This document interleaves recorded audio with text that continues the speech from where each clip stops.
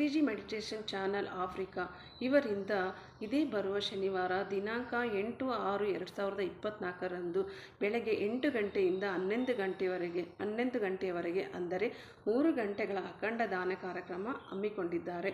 ಅವರು ನಡೆಸುತ್ತಿರುವ ಧ್ಯಾನದ ಒಂದು ಭಾಗವಾಗಿ ಪ್ರತಿ ಶನಿವಾರ ಒಂದು ಖಂಡದಿಂದ ಅಖಂಡ ಧ್ಯಾನ ಮಾಡುತ್ತಿದ್ದಾರೆ.